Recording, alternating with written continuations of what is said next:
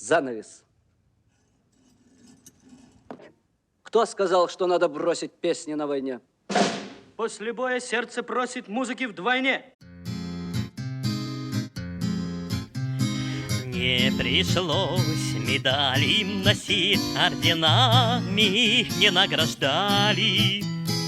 Только если правду говорить, то гармошки тоже воевали.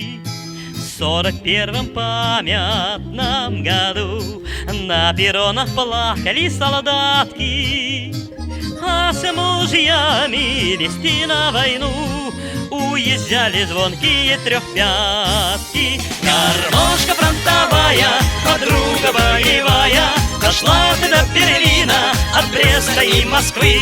В бомбежках не робела, пожаром не сгорела, и песню свою спела в победы день весны. А когда случался вдруг привал, каждый вспоминал родную хату. Лейтенант гармошку доставал, у костра садились в круг солдаты. Было впереди не счесть боев, было верст немерено до дома. Но как весть из дорогих краев согревал сердца мотив знакомый.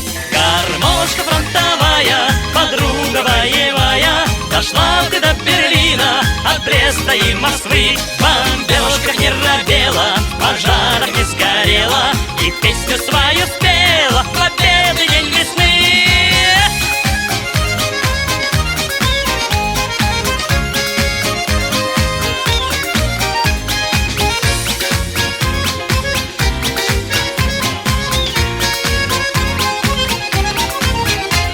Гармошка фронтовая, ты снова видишь сны, где боль, где смерть и горе, где радость той весны, где плачет медсестричка от счастья, что жива, что мы победили, что кончилась война.